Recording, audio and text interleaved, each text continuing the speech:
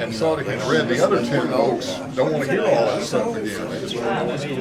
Who was it? Never do 11 research. They don't have time in life to do bomb disposal.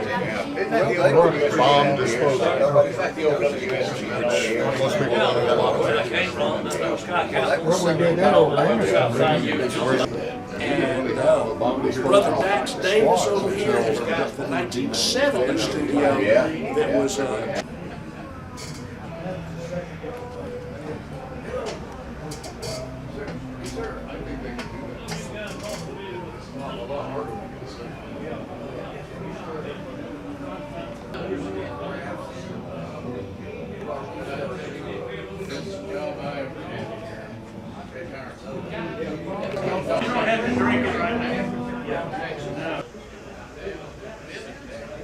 Where was it Woodlawn? I graduated in '76. There we go.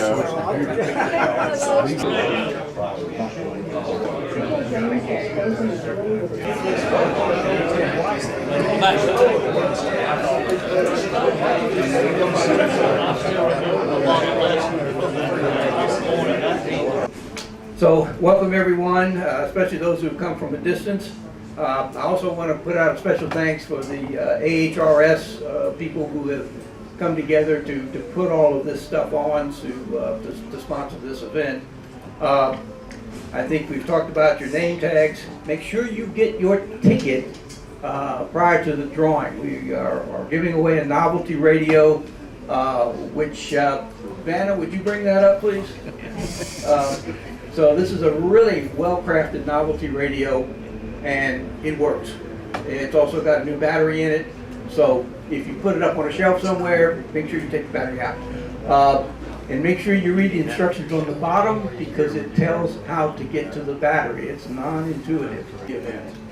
So far as a society, we're a not-for-profit 501c3. We do accept donations, and anyone who would like to be a member who is not currently a member, we've got plenty of sign-in forms, we've got brochures, the website and so forth is all there. If you want any more about our history, part of it's in the brochure, and a lot of it's also on our website. We send out a newsletter every month and try to keep up with what's done. I think everybody who's visited knows about our DJ stations. We've also got a collection here, as well as a formal museum across the street in the atrium of the Alabama Power Building.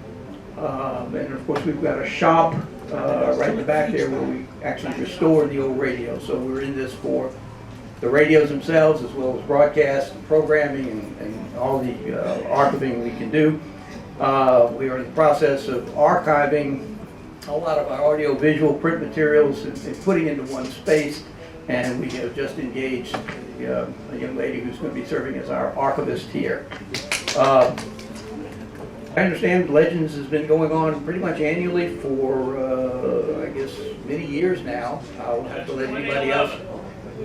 Was there a question? Since 2011. Since 2011, and everyone can do their own math. If there's any special guests we need to identify, we'll certainly be happy to do that. And of course, if there's any missing members from the community that anyone wants to recognize, we'll have time after lunch to do that. At this point, lunch is pretty much set up. About 10 minutes. Well, since I've got everyone's attention, we can pre-bless the food, and then once it gets ready to serve, we'll begin. So, great jobs. Bow your heads. Heavenly Father, we're just so thankful for this beautiful day and this opportunity. Come together with friends and colleagues and share stories and share our common interest. We pray your blessings on all the people here today and the families of everyone represented. Please bless this food and bless the hands that prepared it. And I pray in the name of Jesus Christ. Amen. Amen.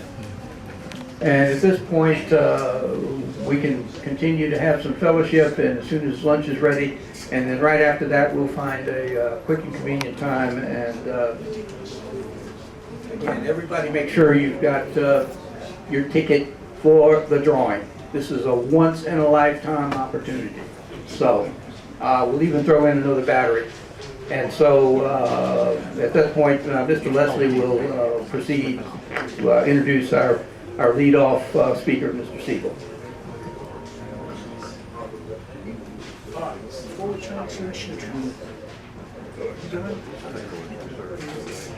Before we transition to speakers, I'm changing the battery. Is that a good or a bad thing? But get that man's name. But he's one of the great guys. I've known him for several years. You can't find nobody better, and we all know him by watching TV. He's on channel, what is it, 42?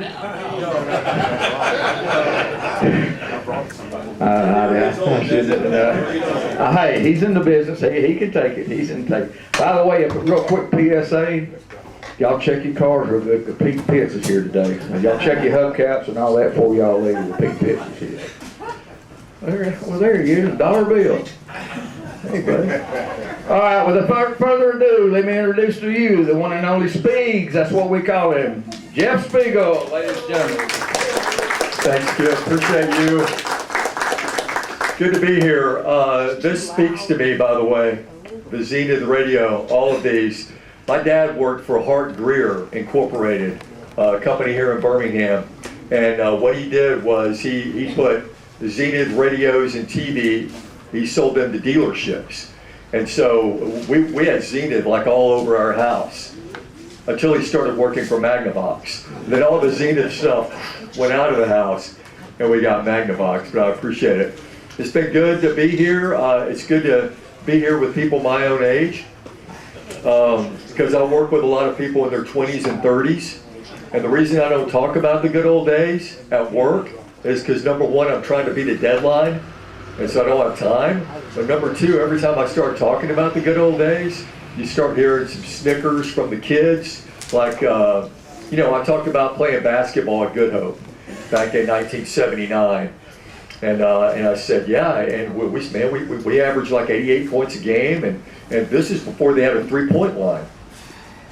And the sports office erupted in laughter. And then I started getting questions like, yeah, how often did you have to change out the peach baskets? Or what was it like to watch Babe Ruth play? You know, things like that. So it's good to be here. I love talking with TV and radio people because I think TV and radio people, the only people that get TV and radio people are TV and radio people. Like, I've been married to my wife for 43 years and I still don't think she gets the TV and radio part of me. But I'm so glad that she got the un-TV and radio part of me because we've had a great time together. But thanks again, you know, for being here. My story, I grew up, here's what I watched on TV.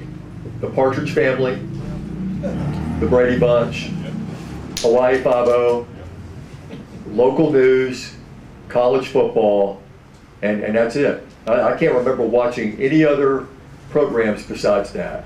I mean, my first crushes were Laurie Partridge and Marsha Brady and Pam Huff. Yeah, those are my three crushes. And, I was the stalker, yes. But my heroes were Mike Royer, Joe Langston, Herb Winches, Mike Hogwood, Ron Grillo. You know, legends in broadcasting. Those are the people, you know, that I grew up watching, and I said, holy cow, that would be a really cool thing to do. But you know, I'm a country boy from Coleman County, I might as well be wishing I could go to the moon than be on TV. I said, there's no way I could do that. Same thing with radio. I grew up with radio. Every morning before I got out of bed, I heard two things. I heard the percolator, the coffee, Everybody remembers what a coffee percolator is. I may not even be pronouncing that correctly. But then WFMH, on the radio in the kitchen. And then I grew up listening to K92, WKUL in Coleman. Dr. Bob Hay from 6 to 10. Neil Mad Dog Jeffries from 10 to 2. Rick Abel, the rock and roll Ricky Boy from 2 to 6. And Pat Bozo Bosley from 6 to midnight. And these guys were legends to me. In 1976, my sister won a Hotel California album where you had to be like the 25th caller or something like that. So my stepmom had to take, my sister up to, and she walked in the station and she goes, there are a bunch of hippies who work there. And I go, yeah, Mom, it's great, isn't it? It's so awesome. And what increased their legend with me is that there was a Sunday morning, some of you may have heard about this, but Pat Bosley was there running the board. And he mistakenly left the door to the station unlocked. And apparently he had a relationship with someone's wife, and the jealous husband came to the radio station.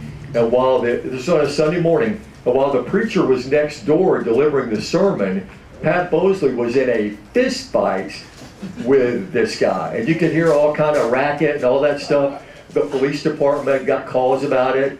And so, to me, that just increased them to even more legendary status after hearing that story.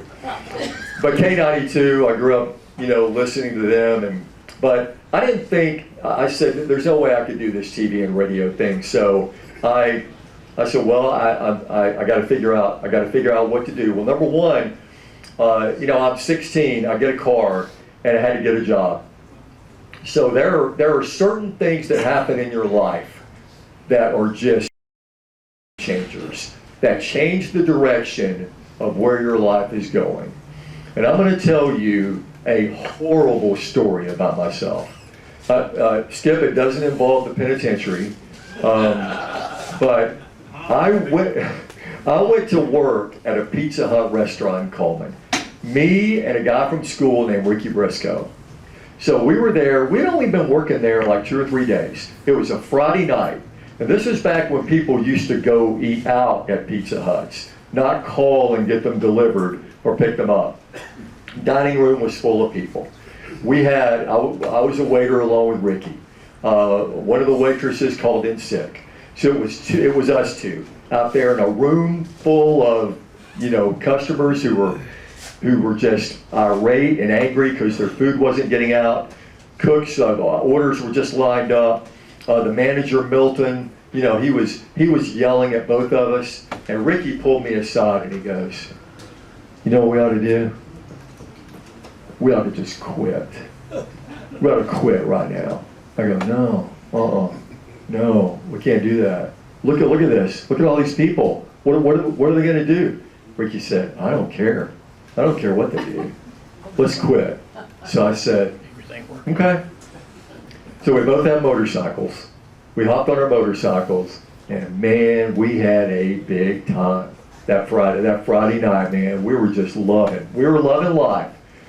Saturday morning, I wake up, have the breakfast table, and my dad, let me give you a little bit of background about my dad.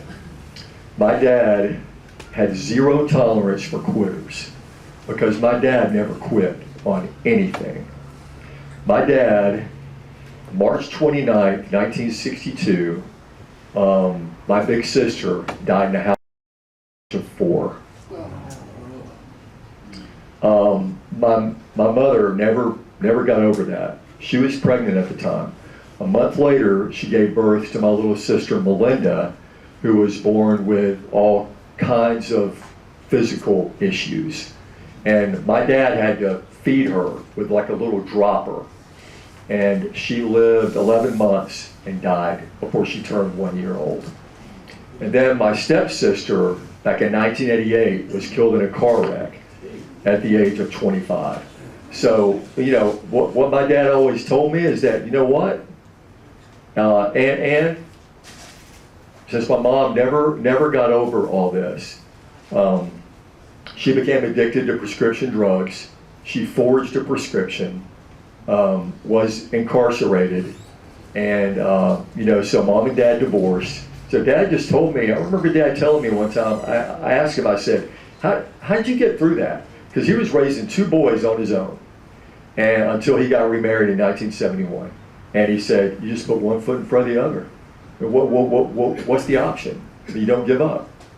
Okay, now, my dad, incredible man.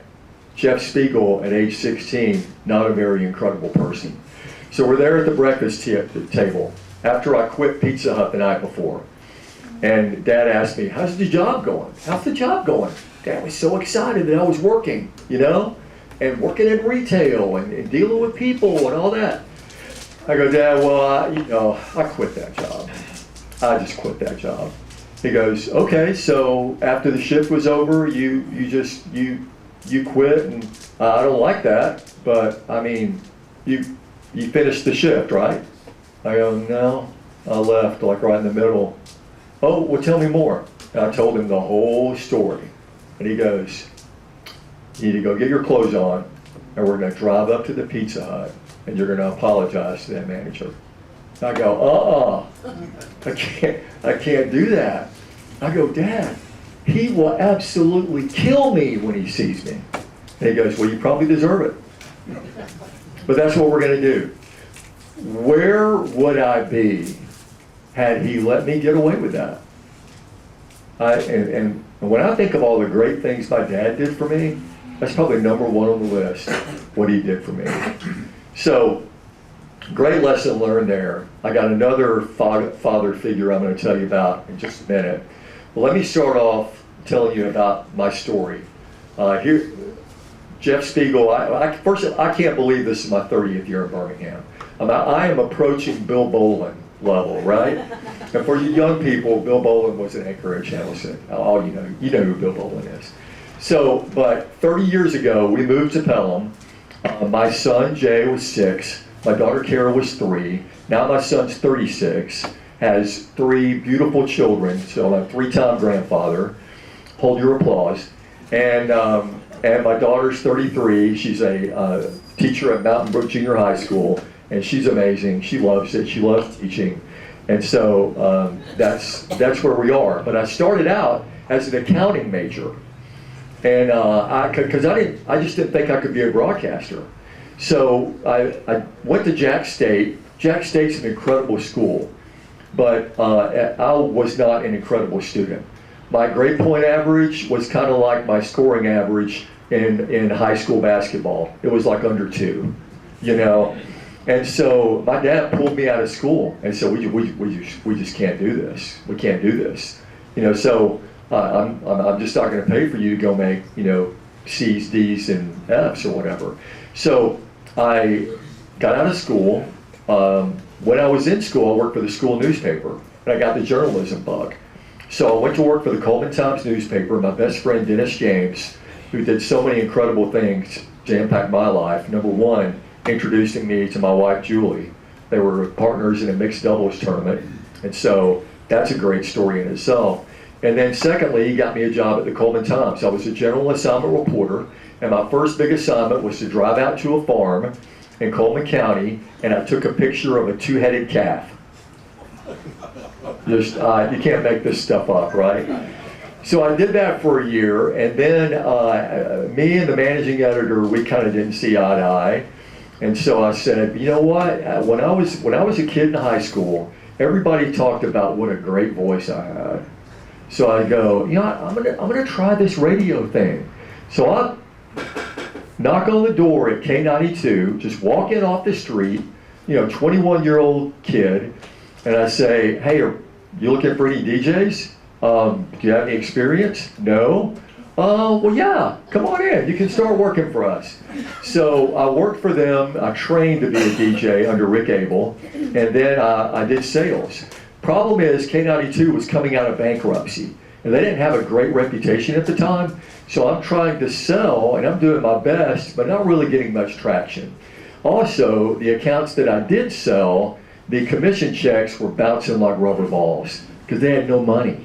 So I told the station manager, Ron Mosley, I said, Ron, I love you. I love working here. I love being on the radio, but I share an apartment with a couple other guys, and they want to see a rent check every month from me, and I'm just not getting it. So if you'll let me be a DJ, I will get a job somewhere else. So I got a job at a little restaurant and just worked in radio, got the bug so bad I couldn't stand it. So proposed to my wife, Julie. We moved to Tuscaloosa. We started working at WACT Radio in Tuscaloosa. That's where I met the incredible Mark Snow back there. And worked there under Clyde Price for about 4 years. Loved it. Went from DJ to music director to news director to sports director. And then got an internship at Channel 33 in Tuscaloosa. The highlight of that internship was getting to fill in for Kip Tyner as a weather guy. I was a weather guy for a little while. Fill in. During the month of July. You know what the forecast is in Tuscaloosa in July? Partly sunny, high 98 degrees, 10% chance of showers, right? Easy, so easy. You can't mess that up. So after that, went to, got a job at Channel 8 in Knoxville. First anchor job. Loved the people I worked with. Trouble is, the station was awful. We were number 4 in the 6 o'clock ratings. Number 1 was Channel 10, who was like a rocket ship in that market. Number 2 was Channel 6, who was really, really good, but Channel 10 was so much better. Number 3, I worked at Channel 8, by the way. Number 3 was Golden Girls. Number 4 was Channel 8. And I hurt my feelings for a long time. I said, why would people watch Golden Girls than me? Why would they prefer to do that than me? And then 2 years ago, I'm not kidding, 2 years ago, I saw Golden Girls on TV for the first time. And I said, I get it. I totally get it. That is like one of the greatest shows ever. So, I mean, just so much fun. In 1991, April 91, Julie and I went on vacation with our 16-month-old son. We went to Tuscaloosa, saw Alabama win the national championship in gymnastics.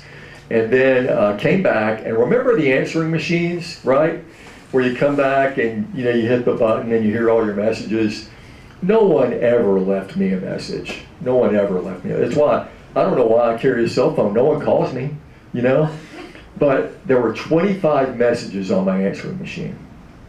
And the last one was from an elder at our church, and he said, we saw the story in the paper. We're so sorry this happened.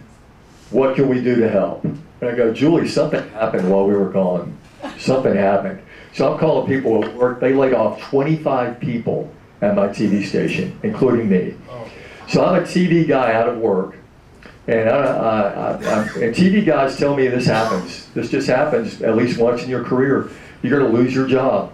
So we moved back in with Julie's parents. They lived in Hartsville. And we were with them for 5 years.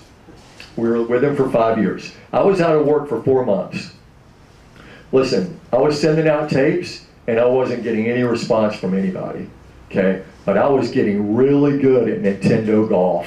Oh my gosh, you couldn't beat me. I got as low as 58, and I was just... So one morning at the breakfast table, another breakfast table conversation with a wise, intelligent man. This, my father-in-law. He probably wanted to know why I wasn't working, because I'm supposed to be supporting his daughter. But he asked me, how's the job search going? And I said, well, I've sent out some tapes. This is how you do it, Dad. I called him Dad because he was just a beautiful man.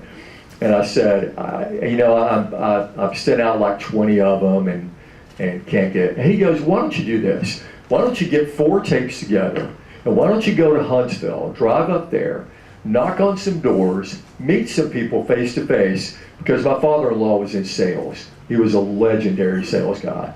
And he said, and just see what happens. And I did what a lot of, young whippersnappers do when someone wiser than them gives them advice. I laughed at him. I just laughed at him. Sounds disrespectful. I know. I didn't tell you guys I was a perfect child. Okay? So I go, that's not the way you do it. You don't do it that way. And then he said, well, how's your way working? Okay. So I got the tapes together, drove up there, and I met every news director in the Huntsville market. And Cliff Wyndham at Channel 31 offered me a job. So my father-in-law saved my career. And I had a great run up there. We did a lot of sports productions live. Alabama won a 1992 national championship while I was working there. The Auburn Tigers went a perfect 11-0 in '93 while I was there. And then in 1996, I heard from Sheldon Haygood, I heard that there was this startup station in Birmingham. This Robert Albritton, because Rupert Murdoch had bought Channel 6 and turned it into a Fox O&O. Robert Albritton in Washington, D.C. bought a station in Tuscaloosa where I started my career. And then a station in Anniston, and it was going to be 3340. And someone mentioned to me, why did you call it Channel 73? And someone else said, well, you can't make up your mind? Call it 36 and a half or something, So I went to work for them, and it wasn't a very smooth start. The people in Tuscaloosa were mad because we took their TV station away from them. I mean, we really didn't, but the thought was that we did. So we got booed at the Christmas parade. Who gets booed at the Christmas parade? But our float got booed at the Christmas parade. Okay, but eventually, we hired James Spann. And by the way, if James Spann wants to tell you he's a charter member of ABC 3340, he's lying. I'm the only charter member broadcasting that's still there at ABC 3340. Thank you. Because James Spann and Brenda LeDum were getting out of their contracts at Channel 6, and they didn't start until like Tuesday of that week. So I beat them by like 2 days. But it's been amazing. It's been a wonderful career there. And we covered all these coaches that have come through Auburn and Alabama. Alabama's had Coach Stallings, who's just an incredibly wonderful guy, who won that title in '92. And what I wanted to do in my career was cover college football games that were meaningful. And so I covered one in '92, the national championship game, and I said, whoa, wow, when's that ever going to happen again? I sure would like to cover another one of those. 17 years later, a guy named Nick Saban comes along, and we go from going to Shreveport, Louisiana for bowl games, to Pasadena, to Glendale, Arizona, Santa Clara, California. I mean, I'm going all over the place and just having the time of my life. And Nick Saban made a lot of sportscasters in this state, made their lives and careers a lot better and a lot more fun. So a lot of credit to him. So, I mean, from 2009, it was like 2010, 2011, 2012, 2013. We were covering big-time college football games every year. Auburn won a title in 2010 with Cam Newton, one of the most fun years I've ever had covering college football. 2013, Auburn was back in Pasadena, and so it's just been an amazing career. So now, as you read in the bio, my career's kind of come full circle, because now I'm back in radio. Thanks to my best friend back there, Mark. He helped get me involved with 93.3 The River, a low-power FM.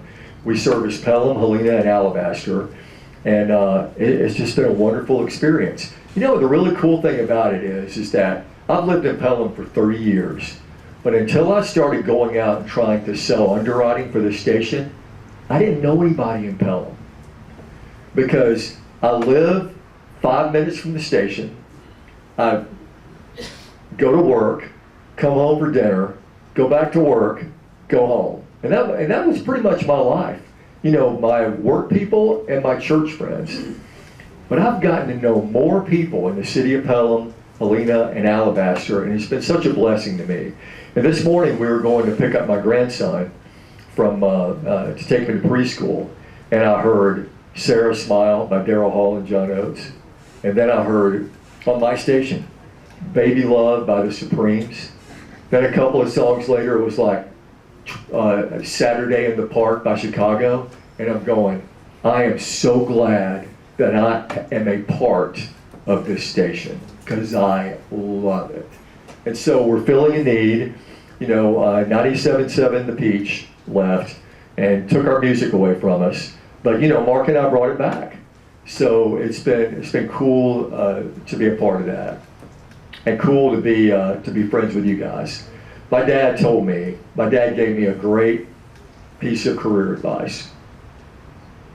He wasn't one to like offer a lot of advice, but he told me this. He said, unless you're independently wealthy, and you're not, you're probably going to be working 40 hours a week for a long time. So it better be something you love to do. So that's why I switched from an accounting major to a broadcast major. And it's been so much fun.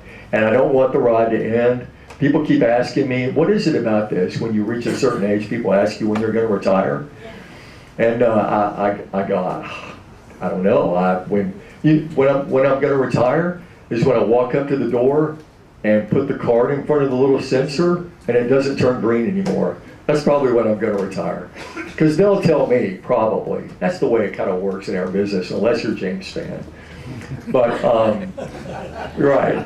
But broadcasting has been a big part of my life, and it's great. It's great to share my story with you guys. What do we do here? Do I take questions? No? I'll ask one. Oh, Mike. I'm guessing you're about 10 years behind me in age, just guessing. When young people ask me for advice about how to get into broadcasting, I struggle with that question for young people, because getting into broadcasting in 75 when I did and when you did is totally different than getting into it today. What are you telling a 12-year-old kid in the 6th grade asking you, Mr. Speegle, how do I get to do what you do? What do you tell? Well, legend has it that Jeff Speegle learned how to read when he was like 4 years old or something like that. That's what people tell me. This lady who used to sit with us during the rushing taught me right from wrong and how to read and write. And so what I did when I was a kid, I read everything I could get my hands on. And I also had this spiral bound notebook with all the school football schedules in it. And then Alabama and Auburn schedules. Saturday morning, the Coleman Times didn't deliver a paper. So I would call Bill Shelton, the legendary sports editor at the Coleman Times. He would give me the scores. I would write them in. So I was eat up with it. My family encouraged me to stay eat up with it. I read everything I could get my hands on. Now, it might have been sports books. You know, it could have been all that, but I read everything I could get my hands on. And when they get older, and then when they get in high school, and they start thinking about doing this, I tell them, when you get to college, you do an internship. You got to do an internship, and you got to give that internship everything you got, and you got to do anything and everything they tell you to. When I was at Channel 33, there was a kid from the University of Alabama. I say kid, I was only like 3 years older than he was, and he was that way. I mean, you could tell him, hey, we need you to cover a Little League game at 3 o'clock in the morning in Cottondale. And he'd go, yeah, I'll be there at 2:30. So eager, so incredibly energetic. His name is Reese Davis. It worked out pretty well. It worked out really well for him. Host of College Game Day on ESPN. I tell people, best intern I've ever been associated with. Not because he's Reese Davis, but yeah, because he was Reese Davis then, and he just had that drive. So great. So no stuff. No stuff, yeah. No stuff. Yeah, definitely. And work hard. I mean, you get work ethic is everything. Don't go to the big places, go to the medium places so that you can do every job in the station. Yep. and not just get stuck in one spot. Oh, no question. Do everything. And don't be afraid to ask to do anything or everything. They may tell you, well, you can't run a camera. These things cost $50,000. They probably cost more than that now. But don't be afraid to be told no. Because you'll be amazed how many people go, yeah, okay. Because we go on stories and we take interns with us and they'll shoot stand-ups. And the only way you learn is just to, get after it and do it.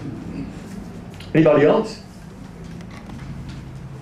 I enjoy listening to the station, 93. Thank you. I enjoy it.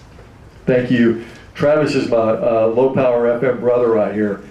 Travis said, are you kin to any of those Speegles and Battleground? And I go, yeah. And I didn't tell Travis this. My great-grandfather, 26 kids. Wow. 19 by the first wife, 7 by the second. And so he's the most famous person in my family. And the wives. Oh, sorry, the wives. Yeah, they're bad. Yep. Great-grandfather? Yeah. It was before television. Yeah, exactly. It wasn't much to do back then. But the first wife, she was a traveling nurse, and she delivered a lot of babies when she wasn't delivering her own babies. So I did the math, and it's like 19 times 9 is 171 months. What's 12 into 171? So she was pregnant for a long time. Yeah. No math. Right, yeah, exactly. Anybody else? I really appreciate y'all. Thank y'all so much. Thank you.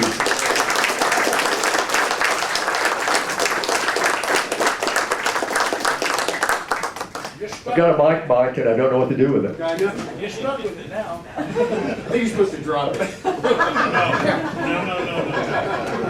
No, I think at this point, we often will open up the floor to other stories as long as they're suitable, or maybe not as interesting, but still.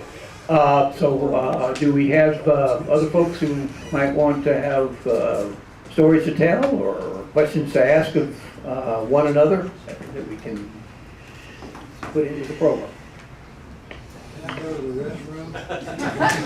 Need help? Or, no, downstairs.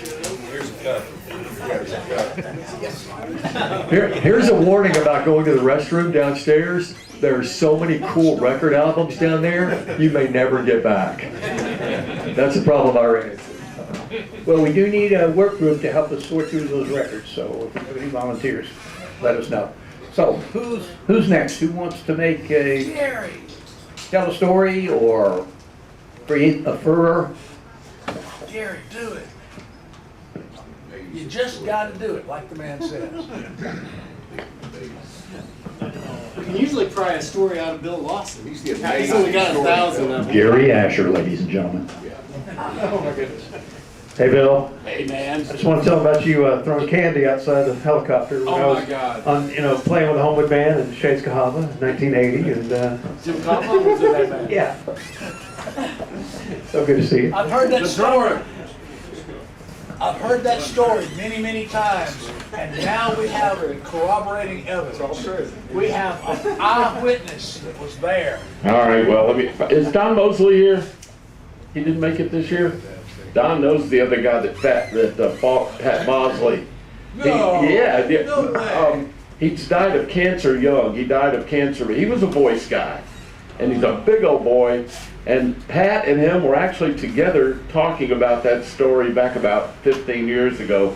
And it was a slobber knocker. It was the preacher had to stop preaching and come in and stop the fight.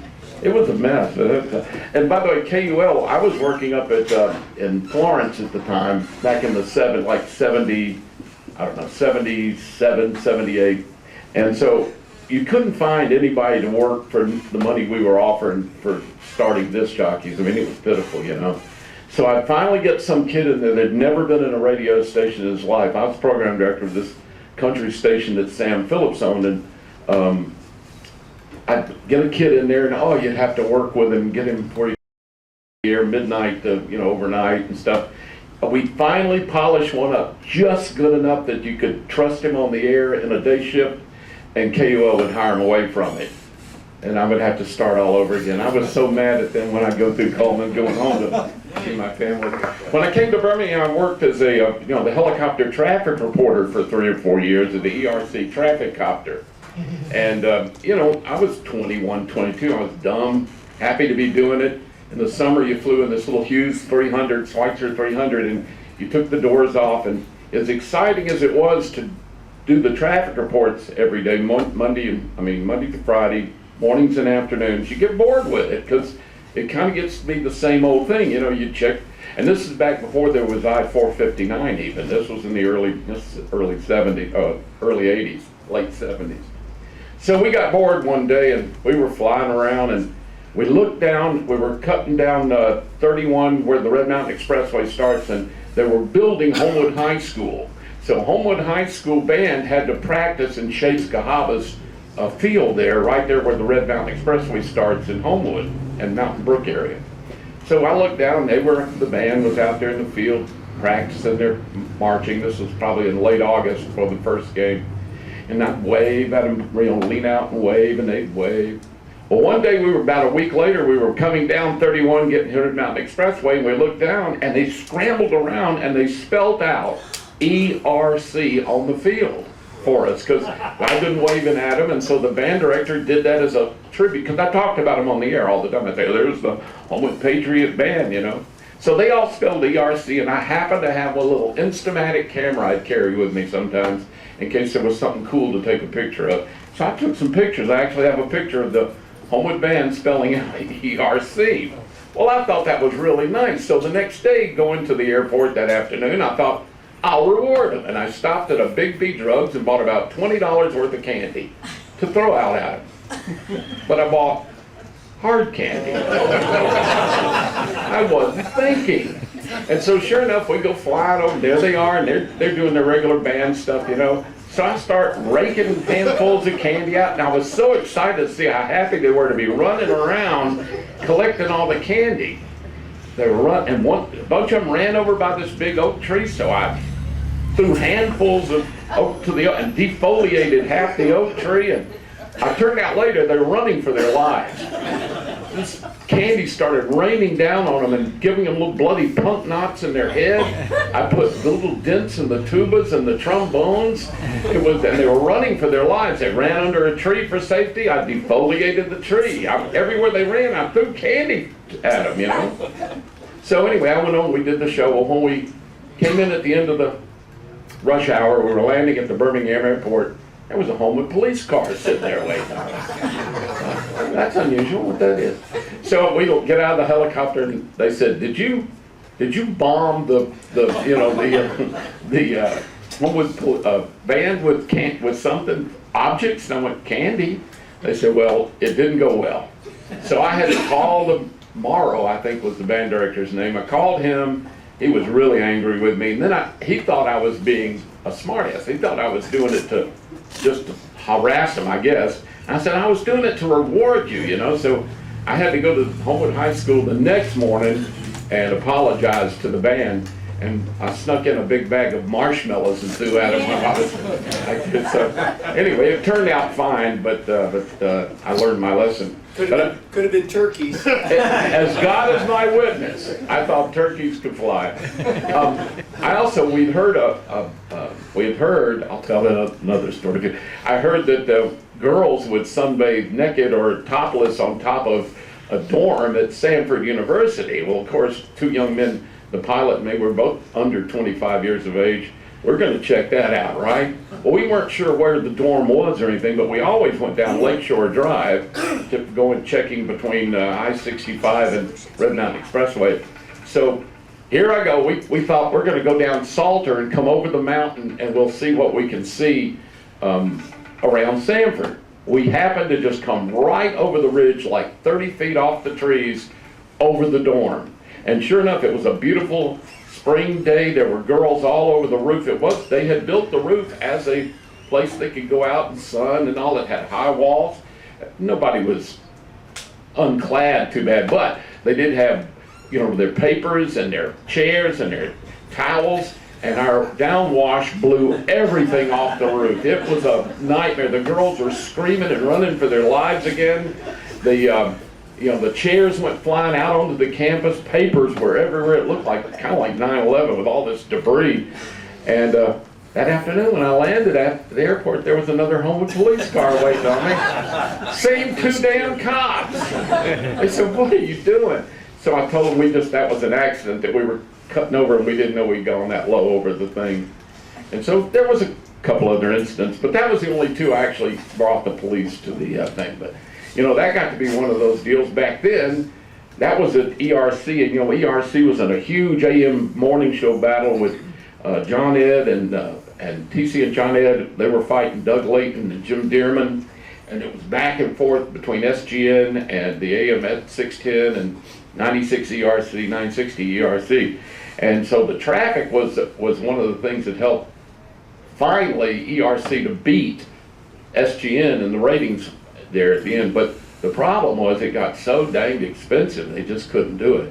And now I know all the folks who are still working radio now, if you do, especially for the big companies, it's amazing. There is all the traffic you hear for Birmingham now, just about all of it is coming out of somewhere else. I mean, iHeart's traffic for all their stations is out of Atlanta. There's a guy sitting at a computer console. There's nothing live and local much anymore. It's all that way, and it's lost a lot of it. And of course, it's amazingly accurate for what it is, but it's also amazingly inaccurate for what it is. So you kind of have to take some of it with a grain of salt. But it's pretty amazing that now with Starlink and all the cameras that they can tie into and stuff, it is a pretty amazing network. So, but I kind of miss the local stuff. We did have one girl we hired her one morning, and Patty and I were on the air, and we threw to the traffic, and she said she had a deep voice, and her name was Bonnie. Bonnie wasn't real smart, and Bonnie would say, "Well, there's a wreck on Milk Jar Drive," and I'm thinking, I've lived in Birmingham all my life. I don't know where there's a Milk Jar Drive that's a big enough road, for it to cause a problem. So I went in and looked at her computer, and it was MLKJR Drive. Martin Luther King, she thought that was Milk Jar Drive. And we kind of let that one go, except she would say every now and then there was something stuck in the medium. But she also would finish it out, and she'd say, she was supposed to end it with, "That's traffic, and I'm Bonnie on WZZK." And she'd always say, "That's Bonnie, and I'm traffic on WZZK." And we're like, you don't even know. That didn't. Anyway, sorry, I didn't mean. Got a Rockin' Rebellion story, maybe? Here's Ross Galliano. I remember I was getting ready to say, do you remember interviewing me and Henry We got LeBlanc? your first reunion back going. Right. When you were talking, I recognized you, and I remember you were upstairs, ERC. 2nd Avenue, is that? Second 18. Yes, that's wrong. Well, I remember you interviewing us back then. Good to see you. Yeah, it's okay. good. And I'm a big fan. Well, thank you. I just wanted to say that I'm sure you people remember Dan Brennan of VOK, Hal Hodges. Well, the band that I had at that time, there was a band battle event in Alabama. We were the Rockin' Rebellions and the VOK Shower Star Show. We won the band battle. We had just finished recording in the famed recording studio in Muscle Shoals. We did it Anyway the Wind Blows, a song that was written by Frank Zappa. We did our own version of it, and we sold quite a few, and we were with the right people behind us, MGM Records, and Duke Rumor introduced us to Mr. Eugene Lucchese up in Memphis, and we recorded at Sam Phillips Recording Studio, had the same producer as Elvis Presley, with Stan Kessler, and we were going to make it we did in the Southeast, but we broke up because certain members thought signing for 5 years was too long.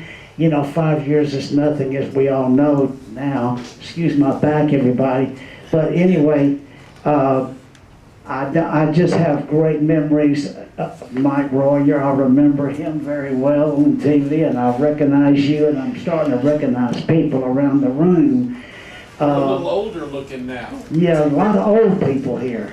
A lot of old people. When I walked in, I said, God, these people are old. And so, but anyway, we did win the band battle at the shower at the Baldwin Auditorium. And then after that, we went to Atlanta and won the band battle there for the regional winners of the Southeast. We were going to New York to battle the winners of different areas of the United States and the and Vox band equipment. If y'all are familiar with Vox, the Beatles used Vox at that time. We won some Vox equipment, and we were going to battle for the nationwide battle, but Vox, they bankrupt and the whole thing folded, and the judges in New York were going to be Frank Sinatra, Simon and Garfunkel, and Woody Allen. And I said, oh my God, we're going to meet these people, you know. But it didn't work out because the thing folded. But I still have the trophy, you've seen it, first place that we won. And then we started playing on Shower Star shows, thanks to VLK. Of course, Steve Norris didn't like it too much at SGN because they were competing, you know. So, but Andy's ex-husband. yeah. So, when we played on the Shower Star show, I didn't realize I was only 22. And I didn't realize the magnitude of the people I was playing with and what they would become. Because I drove Neil Diamond around one night. I knew he was good, but he wrote all these songs for Gary Puckett and the Union Gap, and he did so many things. Anyway, we played on the show with The Who, and we met the Rascals. And the girl I was dating from Bessemer left me and went with Felix Cavaliere, the keyboard player of the Rascals, and went to New York. And after she left, I said, I didn't think I liked her, but now I kind of realized I did. But anyway, so it was a great time. I remember you definitely interviewing us. And I just had to, all these stories, it just brought me back, and I really enjoyed hearing Jeff Speegle. You still got the voice, without a doubt, definitely. So I appreciate you guys listening to my little story. Thank you.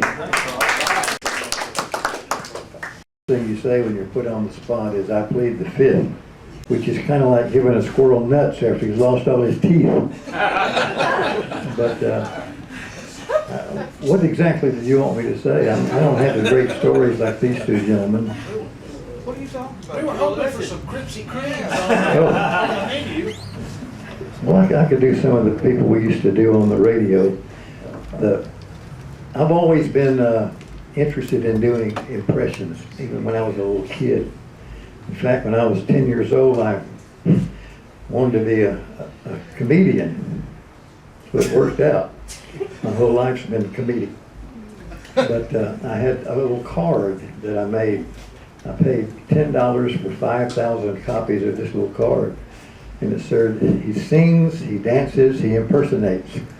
And everywhere I would go, wherever they were having a meeting, I would pass. So you can have me. I was a kid. So I also, you remember that magazine called Grit? Oh yeah. They used to have little offers of things. So I found 40,000 one-liners for $10. So I ordered that. A guy named Urban did that. So I sent off for it, and I got every one of those things. There were like about 1,000 comic, like one-liners, and I went through all the ones that a young kid could do, and I wrote out a little script and started my own show, right? But nobody did. tell it to. But, so anyway, I started watching all these things on TV, like, Red Skelton, and stuff like that, and I would bother people at church like that. And then I used to watch Billy Graham on the, when he did his big surveys. Say hallelujah, this is Dr. Billy Graham. Thank you, Ross. I remember Ross and I were talking about biblical things, and he said, what do you think about Jonah and the story of the whale? I said, well, Ross, when I die and go to heaven, I'll speak to Jonah about that. He said, what if Jonah didn't go to heaven? I said, you talk to him. Just kidding. So then I grew up in Mississippi. I escaped from an orphanage when I was 7 years old, 3 times, but they caught me all 3 times. They beat the stew out of me. But my mother and father were divorced when I was about 5 years old. And the judge, that's why I have not liked judges since then, but he put me and my brother and sister in the Baptist orphanage in Jackson, Mississippi, right? So I was in a dorm for the little kids. My brother was next up. He was in another for little middle-aged kids. And then my sister was like 13, so she was in the big girls dorm. And anyway, I wound up hating Baptists by then. So every Sunday we'd have to go to church. And of course, I've always been mischievous as a kid.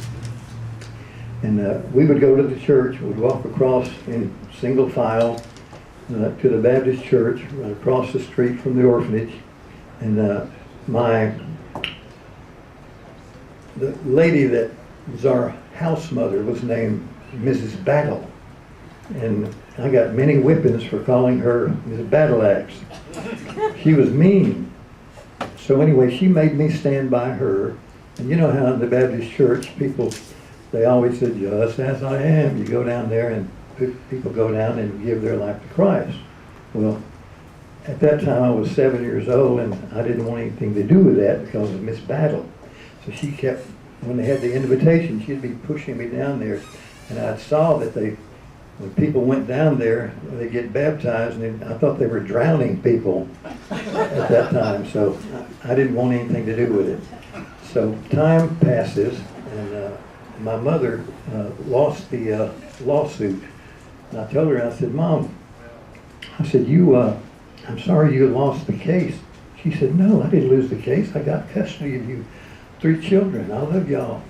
I said, well, we love you too, but now you're going to have to raise us for the next 18, 20 years, And she said, oh, stop it.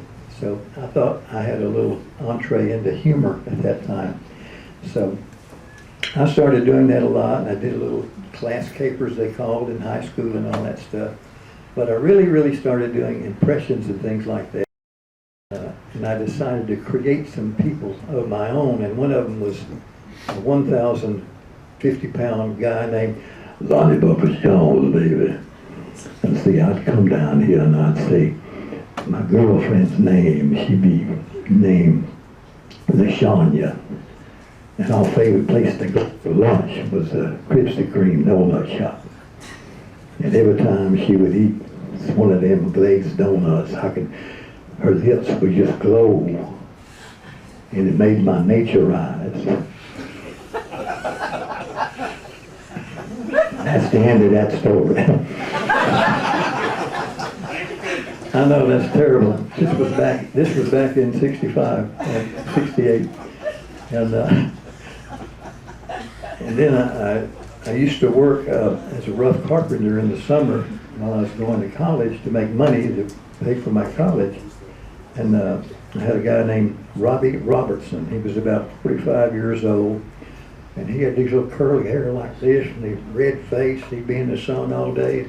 Every morning he'd come out there at 6 o'clock in the morning and buy 2 6-packs of Schlitz beer, hot. And he would drink it all day long, and he'd sweat like a pig. And he said, hey, come on, you folks, that's where I got for you a Redwood. My name is Redwood. My daddy's name is Portwood. And Daddy's name is Deadwood, and I got a cousin out in California named Hollywood. He used to be funnier than that. But anyway, I used to do that. Well, he was one of my main characters. I called him the world's most famous and intelligent redneck, which is kind of a misnomer, isn't it, Bill? Yeah. And then when I was doing television news, I did at Channel 7 TV in Mississippi, and then Channel 7 TV in Louisiana. There was I read about an old guy who was 114 years old who lived outside in the woods in Waynesboro, Mississippi. So I went out with my partner, my camera partner, to do a story on this guy. So we drove up in the Channel 7 television news car, and we had the big the Rubicon, Oricon, whatever those big cameras were. I said, my partner's name was Bill, and this guy's name, I said, excuse me, sir, are you Mr. Mack? He said, you can call me Uncle Mack if you want to. I'm 114 years old, been married 4 times, got 63 grandchildren. So I said, Bill, set up the camera down here and I'll sit with Mr. Mack. And I said, you shoot up this way so you can get a good picture of both of us. And Uncle Mack said, you can shoot me if you want to, white folks, the Lord's gonna get you. No, I said, we're not gonna shoot you. I said, well, we saw taking pictures. It was a disaster. But we shot up like 1,600 feet of mag stripe film. We got about a 1-minute story out of it, 1-minute video. And that's why I used to talk to Uncle Mack all the time to tell stories. I got a story for you there, Pete, you know. But I can't remember the story no more. So I did that for a while. And then Senator Stennis, y'all remember Senator Stennis in Mississippi? Well, that's where I grew up in Jackson. And so I was working at a 1,000-watt radio station in Hattiesburg, Mississippi. And I did I got hired by a guy who asked me in the grill at Southern Mississippi. He said, you ever been in radio? I said, yeah, actually I was working at Hines Junior College, and I did devotionals at 6 o'clock in the morning at the college station. And he said, well, come on out and cut a audition for me and put it on tape. He said, I'll listen to it, and if I like it, I'll give you a job. You can do 7 to midnight on our 1,000-watt station. So I went out there, but before I went out there, this was like at lunchtime, and I went to the USM college station.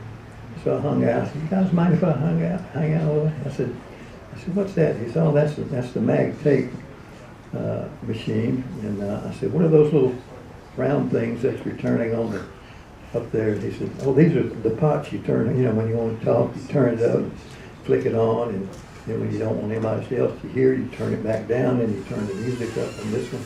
I said, where are those machines going? He said, oh, that's UPS and the other one. What was the other one? AP, yeah. UPI, yeah. And he said, well, that's where the news comes across, and you tear it off, like every 20 minutes or 30 minutes to get the news for the day.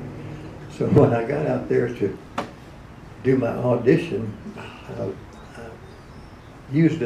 learned enough to make myself appear to be knowledgeable. So I said, the guy's name was Danny Dogg, the guy that hired me. I said, you want me to go cut a tape? He said, yeah. I said, where's the studio? He said, it's down there. I said, what do you call those mag stripe? They were about 6 inches long, wide, recorders. Reel to reel? Yeah, reel to reel. You could record on 5 or 6 channels. Anyway, so I said, oh yeah, I know how to do that. Turn it on, a little red light comes on. And I said, you want me to do national news, or you want me to rip it off they had both machines, AP and UPI, right? So I did that, and I always wanted to do, this is Kurt Kilpatrick, it's Walter Cronkite speaking with the news. And so I picked some and I read it, and he listened to it. He said, okay, that's good. Well, he gave me the job, and then Senator Stennis used to send out these tape things that were about 45 minutes long, and it was the senator speaks to the issues. So one day I had the script, but the reel hadn't come in. So I just took the script and I said, well, this is Senator Stennis speaking now. And I talked real slow, so I read everything on that little piece of paper, and nobody knew the difference. I did it live, and nobody knew the difference. So just stuff like that. I listened to how people sounded, and the Lord gave me a deal to be able to, some kind of talent to reiterate that. And You doing Italian? Hmm? I'm just kidding. Can you do Italian? Is Mussolini okay? Ross said, can you do Italian? Well, you know, I'm afraid it's Italian. Say something and I'll repeat it. How come you got no sense in your face? How come you got no sense? You're crazy. You idiot. Stupid. And well, back when I was on, we were on Jackson, Mississippi, and then when we got here in at Magic 96, Bill Clinton was in his heyday, so we would have him called up. We had this little thing like, Burt said, that's the phone, you ought to get it. And another, no, I said, this is hello, this is the president's office, I want to speak to Burt and Kirk. So Burt said, oh yeah, we'll take it. Hey, Burt and Kirk, what's going on, you know, and this is great. Good to hear from you guys. I love your show and all that stuff. And y'all remember when I had my heart attack, Hillary was up at the hospital. She was up there 24/7, 7 days a week. And one day I couldn't hardly breathe. And I said, Hillary, I know you love me. Would you mind getting your foot off the oxygen tent? But anyway, there was this national radio thing in Louisiana, and our PD sent that to whoever was, they were looking for the best impression they could find. So anyway, I went down there, and I think Burt went with me, and they announced who the winner was, and it was me. I had no idea. So I went down there, and they gave me a whole set of golf clubs. I don't play golf. And they gave me some Bill Clinton balls. Golf balls? Yeah, they were golf balls. Had his picture on them, and they were in a little sleeve. They come in like 4 or 5 little balls. And I got the Bill Clinton balls. That was not the thing to say, especially on the air. But I had no idea, but they gave me some certificate about the best impression, so that was some good stuff. And during that time, I also morphed into professional humorist, speaking to audiences. And I did my own promotion and all that stuff. And I joined the National Speakers Association in 1980. And I was already doing some shows, because Jackson, Mississippi, back then was headquarters for all the different businesses, like the Concrete Association, the lumber companies, and every other major associations. So they would hear me on the radio, and they'd call me up and say, hey boy, can you come down there to the coast and do a little program for us? I said, sure. He said, what do you charge? I said, $500 plus expenses. No problem, come on down. This was in the early 70s. I was saying, dang, they pay that much in the 70s. So I got better at what I was doing. And a few years, I couldn't even go to the National Speakers Convention. That's how much money I did not have. But in 1982, I finally paid my way to go to the convention in Arizona, and found out what professional speakers do and how they do it and how they get, gigs and that kind of stuff. So I applied myself to that. And the beauty of the whole thing was I could do my radio show when I got more popular in the speaking business, and I could leave the show and, fly 2 or 3 states away, or either drive, which I did a lot of driving back then. And it was just exhilarating to have somebody want to pay me to come and do the stupid stuff that I did on the radio and in front of people. And then I developed I would do about a 50-minute program, just like being a comic. But the thing with professional speaking and comic guys, they curse a lot doing, and I didn't want to do that. I didn't want to embarrass my family.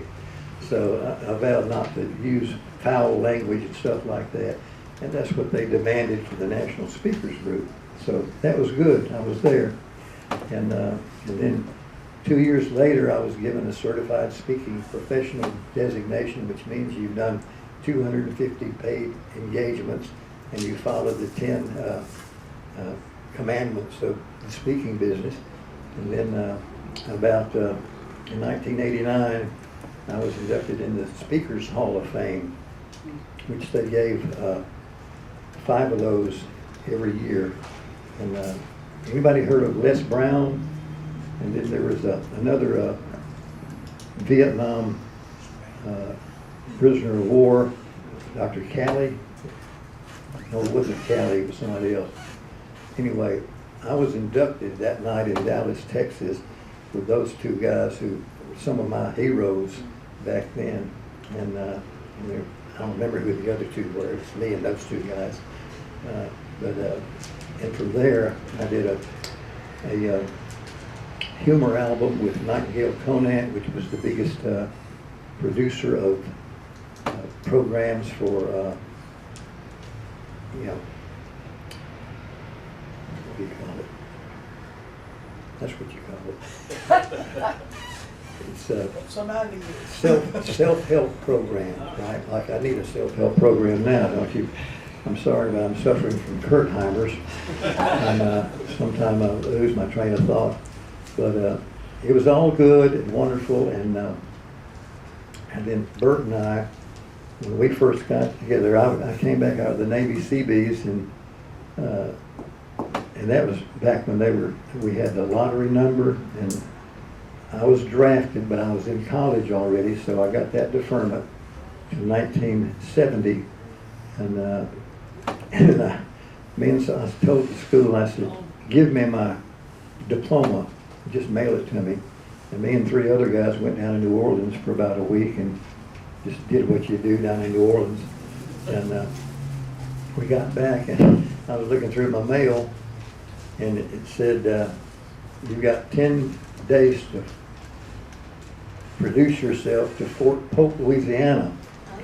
And by that time, I only had 2 days left to get down there. So me and those 4 guys, we got a snoot full, I'm sorry to say, and we drove down to the Mississippi coast. We walked into a CB office, and this Master Chief said, you guys want to join the CBs? Yes, sir. He said, sit down over there and drink that pot of coffee, and I'll be back and talk to y'all in about 2 hours. So he also had donuts for us to eat. So we kind of sobered up. He comes back in. All 4 of us signed up. It was supposed to be the Navy CB Reserves.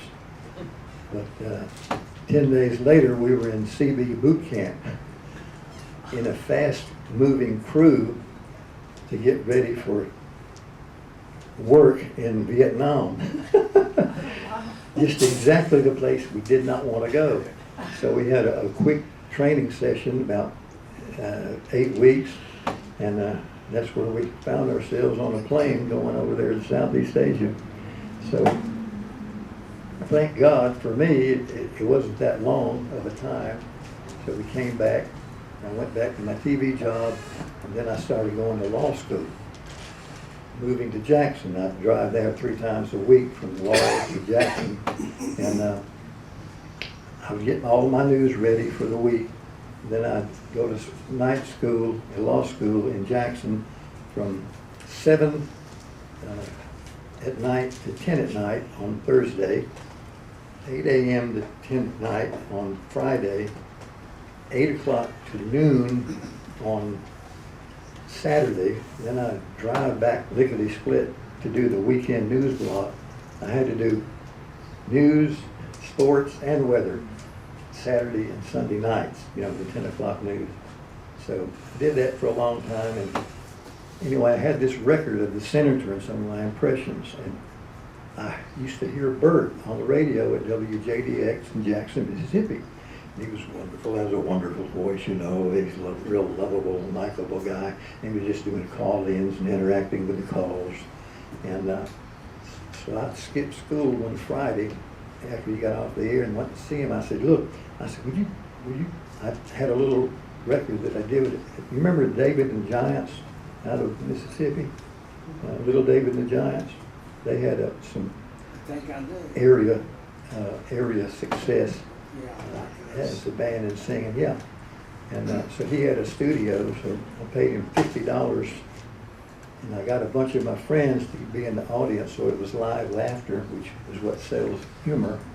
And so anyway, I did like 9 impressions on one side, and then the other side was Senator Stennis again, you know, talking nonsense, political nonsense, and just every joke one right after the other. So Burt, I said, would you play this on your show, on your station? So he listened to it, and he's chuckling. He said, who did this? I said, I did that. I said, that's me. He said, no, it's not. So then I did what was on the record. He said, oh, okay. If you'll come next Friday, can you be here at 5 o'clock? I said, yeah, I can't sleep anyway. I got a lot of energy. I'm ready. And I said, yeah, I'll be there. He said, I'll do the whole show with you. He said, great. So I skipped school again. But anyway, everybody in Jackson, Mississippi knew who I was because I was always acting goofy, you know, in elementary school and junior, the 9 o'clock. No, the 9. What's before high school? Junior high. That's it. Thank you. What would I do without you, Mike? Thank you. You got a better memory than I do about me. That's the only thing I remember. That's Oh, yeah. And then I went to high school. Wait a minute. Oh, I'm sorry. I went to Hines Junior College, and I went to Southern Mississippi. Now I'm in law school. So a lot of people knew that I was a goofball and doing that kind of stuff. So the phones, we had 6 phone lines. They stayed lit up the whole 4 hours of the show. And Burt said, gosh, this is great.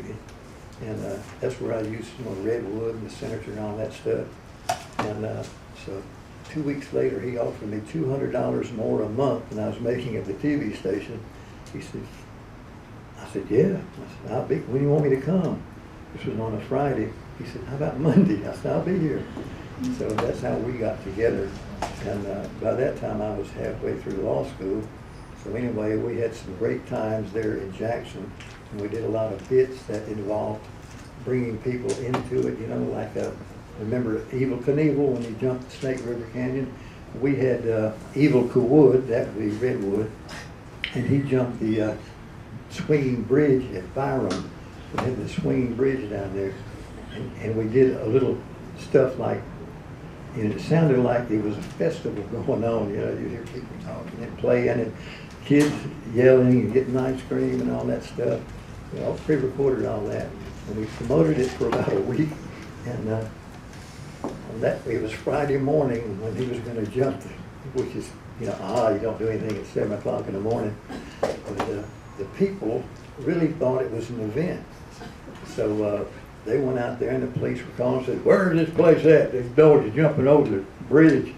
And so, you know, they were stymied and people had gone out there. Must have been 200 cars, the police and the deputy said. So we did that, and he jumps over in his rocket-powered bulldozer. But Redwood drove the bulldozer because the governor was named Cliff Finch, and he was the working man's governor, right? So we tied all that in, and the next day, a Clinton newspaper superimposed me dressed with a hard hat on and as Redwood in overalls like this, and we got the bulldozer flying over the background, how they pasted it together. It was funny. And a lot of people still believe it today that it happened, but it was all, radio fiction, the theater of the mind stuff. And we did that wherever we went, in Tampa and Houston, and then when we got to Birmingham. I don't know if y'all remember it, but in the mid-'80s we did Underground Atlanta was opening or underway in Atlanta. So we came up with a big event called Underground Birmingham out by Shannon, where they had that old mine, and we convinced everybody that they were excavating that mine and it was going to be underground that mine. And the similar things that we did, putting sounds and fun things happening, and calliope going, people coming in and say, Redwood was taking tickets and stuff like that. The same thing happened here in the mid-'80s. The police call said, "Where's opening this place? We got all big traffic jam out here." I don't know if y'all remember that. It was just a lot of fun, so we did that. And then we picked on local politicians a lot, and what's the guy's name that was in there 20 years? The black gentleman mayor. Harry Langford? Yeah, see, Mike, you've been there. I'm here to support you. Thank you very much. I know this is boring. No. But that was, and then they had Artie Deutsch here, you're talking about Artie Deutsch here. You remember Artie Deutsch, the police chief? He was a writer and a police chief, and he was terrible at both. But we had that, and we had one of our girls, remember Colleen Bates? Colleen Bates was our news lady, and so I would say, hold on for the mayor, Burt. The mayor's on the phone. Hello, Burt Kirk. Colleen, you gotta talk like this, Hi, Burt Kirk, what's going on? You guys lay off of me and the police chief.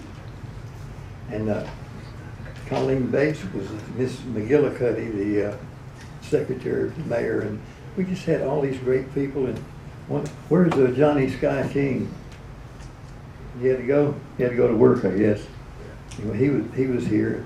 And Bill Barron, remember Bill Barron? Bill used to do our news for a while. And all the people we incorporated our show, a lot of people that we work with, our producers and that kind of stuff. And I think that's what made our success what it was, just having entertainment that was not ugly or salacious or stuff like that. And it just paid off, and I'll say the Lord was blessed us. And again, it was almost like not working those 40 years that Dee and I were together as a morning show. So I can't bore you anymore with any other stuff. Thank you. I hope I didn't take up too much time.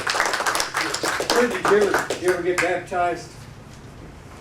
Yes. Just curious, it was part of your story. I just wondered if you ever forgave the Baptist. Well, after the Baptist. He's a Baptist now.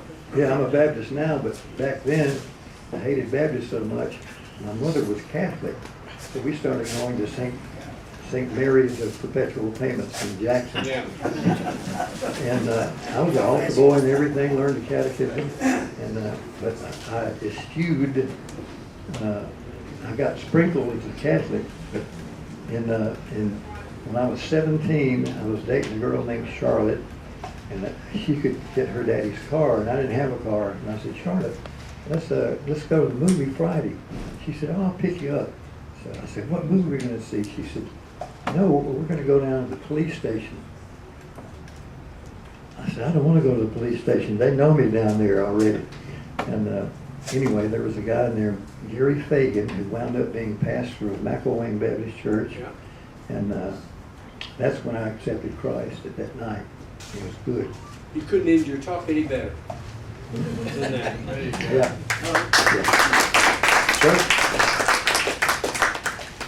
I got a Catholic joke. You can just hold in mind.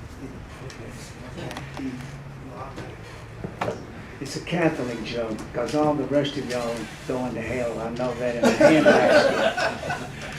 A guy goes up to a nun and says, "Could I give you a kiss? I've never kissed a nun." And the nun says, "Are you married?" He said, "No." She said, "Do you have children?" He said, "No." The nun says, "Have you ever kissed a nun?" He goes, "No." The nun says, "All right, go ahead." They kissed the nun real good. He got through it. He said, "I want to apologize. I lied. I am married. I do have children. And I have kissed a nun." The nun said, "That's okay. I lied too. My name is Kevin. I'm going to a masquerade party."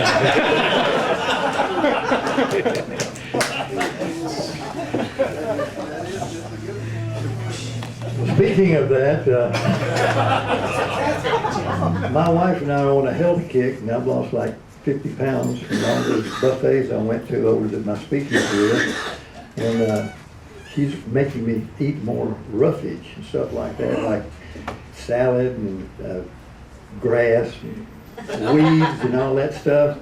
And grass, yeah, not that kind. I know you're a band member, so there's a lot of that going around with y'all. But anyway, I ate so much roughage. 2 weeks ago, I passed a piece of wicked furniture. I know that's not mine. I thought it was funny. Wicker. It was wicked. It really hurt. Take this back, Your Honor. Thank y'all. Yes, thank you.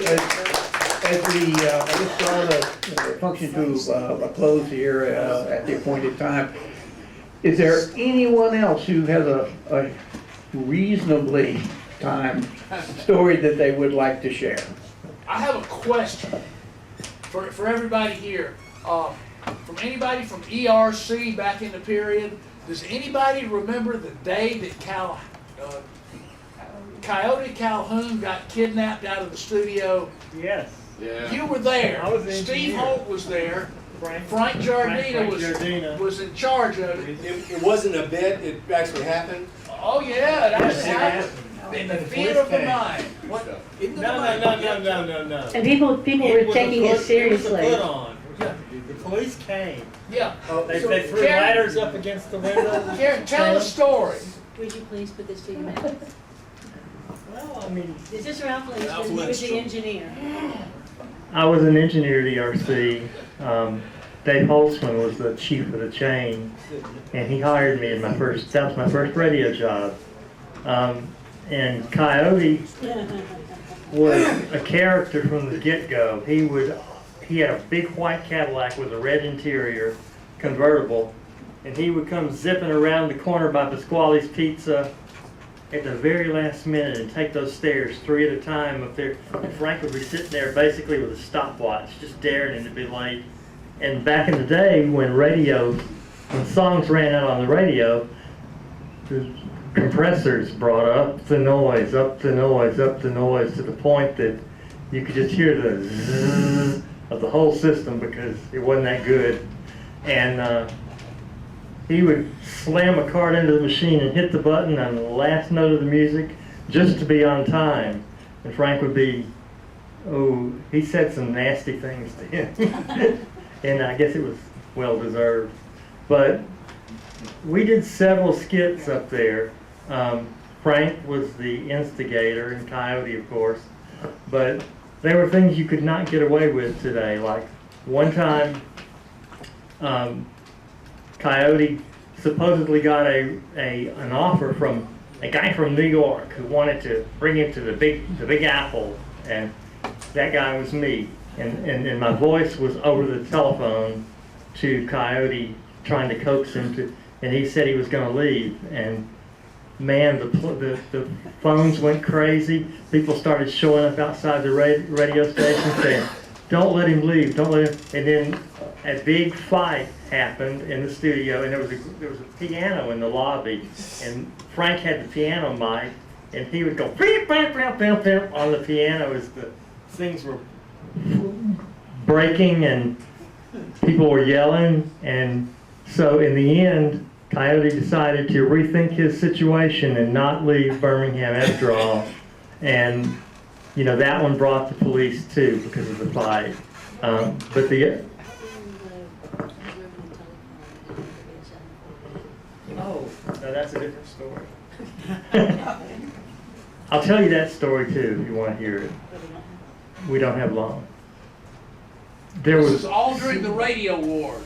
So Sunday the evening. ratings battle was just raging between SGN and ERC. Yes, Sunday evening, AM and FM were simulcasting, and Michael St. John, who was the music director, went on the air with a new show called The Love Hour with Michael St. John. And The Love Hour had all these high school kids calling in, and he would just ag it on. So it blew out the 251 exchange, which was what the request lines were on. And that was the beginning. It happened two or 3 weeks in a row, and that was the beginning of moving all radio stations to a brand new exchange that couldn't take out residential numbers. 741. That's when 741 first came about. Yeah. Is that what it was? Okay. What did he say? Choke exchange. Oh, okay. Yep. And this other one, the one where Coyote had been kidnapped, I can't remember the exact details of that, but the police and fire department came and put ladders against the 18th side of the building where the studio was, and they were climbing up there getting ready to go in and, unkidnap him, but it really pissed people. You couldn't do that now, and that's a real problem because radio has become so corporate that there's no fun in it anymore. It's just music. Amen. And he was being held in the studio Yes. by the kidnappers, and he was screaming on the radio for somebody to come help. yes, but that was all a ruse. And the radio, of course it was. But the record had run out. It was and it's just him and the kidnapper. It was great. It was good stuff. It was scripted. The Coyote didn't need a script. Him or Super Fox, either one, if you remember. Chris Fox, he was awesome too. That was probably the most powerful duo in afternoon and evening radio I've ever heard was Chris Fox in the afternoon and then Coyote in the evening. It was good stuff. That's me. Ralph has often said that you could be at the intersection of a traffic light and you look around and everybody's laughing at the exact same time. First they weren't, and then they were, and they would all be listening to. Coyote, yeah. I have a 90-second Thank story. you. You want to hear it? Yes. I got to stand. I can't talk sitting down. Tom York was awfully good to me. Tom, I don't know how many of you knew Tom York. He was kind of cantankerous, opinionated, one of the smartest people I ever knew. Joe Langston was my best friend, and I've got Joe Langston stories I'll share another time. But Tom put out an email one day, or there wasn't an email, he sent out a note to everybody that whenever he was off, whether it was a day or a week, I would fill in for him, and it was a great experience. I loved doing that. On Friday, Bruce Ayers, the owner of the comedy club, would bring the headliner to the morning show. And we'd do the regular morning show. In the last 10 minutes, you would interview the comic. Some of you know, and you may know, comics are the hardest people in the world to interview. They're awful to interview. They're very funny on stage, very difficult to interview. But anyway, they would bring up the headliner, and it would be a good segment, and we'd tell them to buy tickets to go see all the 3 comedians. Well, one week they called me and they said, "You're filling in for Tom Friday, right?" I said, "Yeah, I am. I'll be there. No problem." Well, it's July. There's nothing going on. We've asked Bruce to bring up all 3 comedians. Opening act, middle guy, and the headliner. All 3 are going to be there. We're going to do a solid hour of comedy. The sales department's going to invite clients. We'll have 40 or 50 people in the studio. It'll be great. And it turned out it was good. They showed up. The headliner was Blake Clark, fatigue-wearing Vietnam vet that talked like this, real gravelly voice. Do you remember him? He talked about what a lousy soldier he was and all that. He was very funny. The middle guy was a black guy named Rod Henderson. Very funny. He did a whole bit about the difference between white people and black people, and it didn't offend anybody. It was basically true and pretty funny. So he was the middle guy. The opening act had never been on television, had only been an opening act 2 weeks earlier in Chattanooga. And the opening act does 4 minutes, tip your waitresses, introduces the main guys, and that's about it. The opening act would go first, and he came up to me and he said, "You're hosting this?" I said, "Yeah." And he goes, "I am so nervous. I think I'm sick." I said, "Well, we'll find another way to fill your time if you can't do it. What's the problem?" He said, "They told me I have 7 minutes. I've got maybe 4 minutes of jokes, and 2 minutes of those are funny. The other 2 are so-so. I've never done this before. I don't think I can do this." I said, "I'm going to introduce you. You get up there, do whatever you want to do, and I'm going to be 12 feet from you, and if you'll make eye contact with me, I'll be up next to you, and I'll ask you questions, I'll interview you, fill the rest of the time. Do not worry about it." He said, "I'll try, but I may actually get sick. I'm that nervous." He went on. He was pretty good. He did about 5 minutes, and then he looked at me. I went up there, we filled the time, and got him off stage, and the other 2 comics were great. It was a great hour. Did I tell you the name of the opening act guy? No. It was Jeff Foxworthy. No! I've got the tape of Jeff Foxworthy's first on-camera presentation, and a few years later, he was hosting that Smarter Than a Fifth Grader show, and he came to Channel 13, and I introduced myself. I said, "You don't remember me, but you were on TV with me. It was your first TV appearance." He said, "Oh my God, was that here?" And I said, "No, it was next door at Channel 6, but I've got something to give you." And I gave him a VHS tape of that first performance. Somebody tell me what he said when I gave him the tape. Bill, what do you think he said? I'll bet you know. You might be a redneck. No. Think about it. If somebody handed you a tape of your very first on-air, well, that's what he said. He said, "Thank you, I'll never watch this." I said, "I know, but your kids and your grandkids might someday." And so that was my brush with fame before he was famous. I don't know. I have no idea. I bet he does. I don't know. He's pretty much retired, and he got over it, and I don't know how many tens of millions of dollars he made getting in front of a camera and being pretty comfortable with it.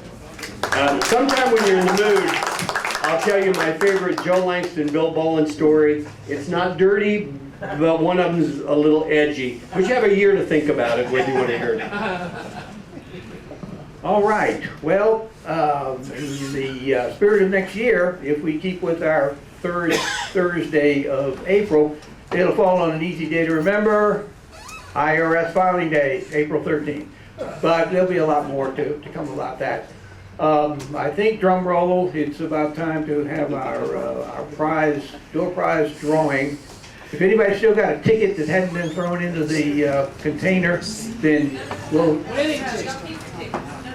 Oh, okay. Oh, okay, but everyone who has a ticket has put half of it in there. Okay, so... drum roll, and somebody needs to find his glasses. Put the mic up to Gary. This is a Dollar radio. It's metal. It's very unique. Just remember that to open it up, you can pull the crank in the front. Find the battery inside. It's hard to find. Trust me. Hey, Mike? Yeah, I don't even have one in there, so I'll be glad. I'm unbiased. And the winning number is 608080. Whoa! 608080. Who was it? Got to be here to win. Is it you? No? Mine's one away from it. He got 809. I'm a long way off. 608080 is here. Draw another one? Yeah. All right. You got to be present to win. I just made that up myself. It is a rule. And this one is 608088. There's a winner right there. All right, Mr. Gene samples, everyone. Do another one. Well, I think we only have one prize. Anyway. Everybody's a winner. Well, yeah, we'll have to figure out what to do. That's how many years we need to do in the future. Every one of those may represent a door prize or two. So, in closing, let me thank everyone who attended, everyone for sharing, and also the society members for putting their sweat equity into this, and I guess, again, thank you, and we'll plan on seeing folks next year.